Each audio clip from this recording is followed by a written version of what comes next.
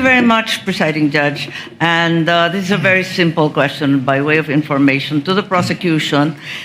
During the Blue Ribbon Committee, a certain Jean Abaya was called as a resource person. As I recall, she was then the operations head of Land Bank Shaw and assumed the position of department manager thereafter.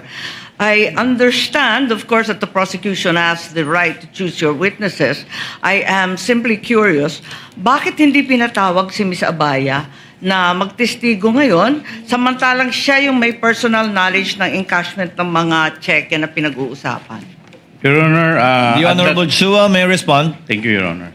Your Honor, at that time, when this check was encashed, si Ma'am po, ang ating pong testigo, siya po ang branch manager.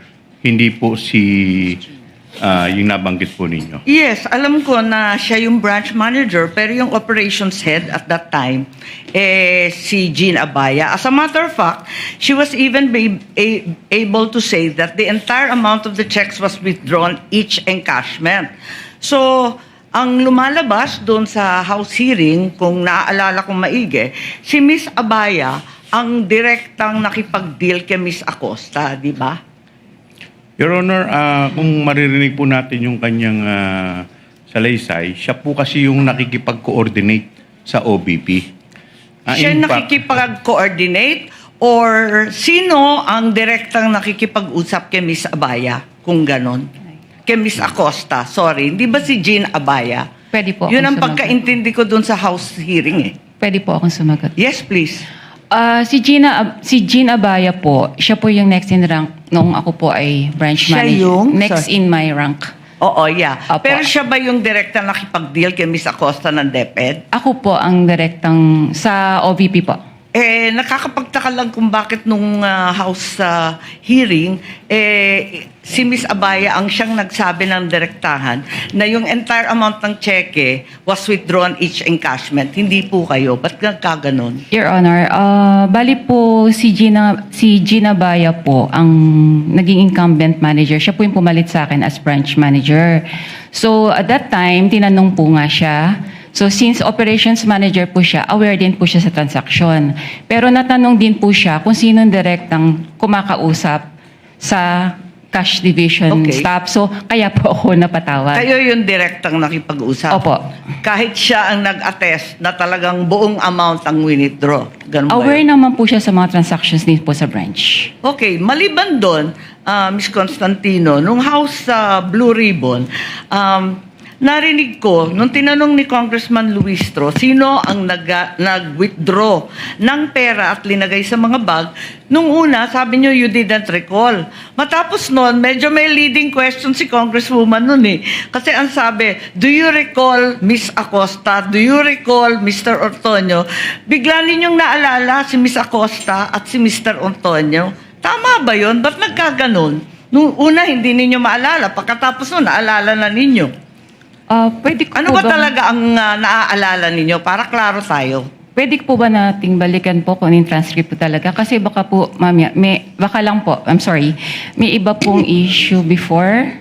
Tapos po natanong ako kung bakit ko po kilala yung dalawa. So baka po may iba Kasi pa nung pong una, story up behind. tinatanong kung nare-recall ninyo, sino naglagay ng pera sa mga bag? Sabi po ninyo na hindi ninyo maalala. Tama ba yun? Ang pagkakaalala Kindly ko po, wind up. ang pagkakaalala ko, sorry po.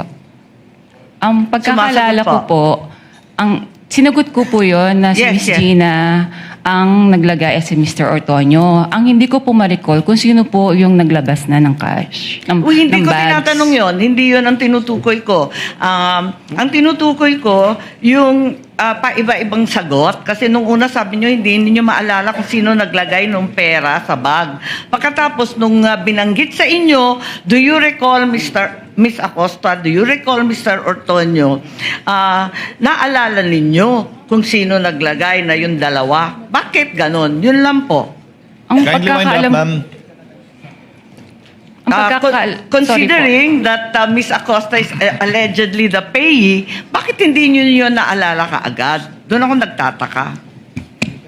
Wala po akong matandaan na sinabi ko na hindi ko ma-recall po yung naglagay ng pera sa bags. Ang alam ko po, nare-recall ko kung sino po ang naglabas ng bags.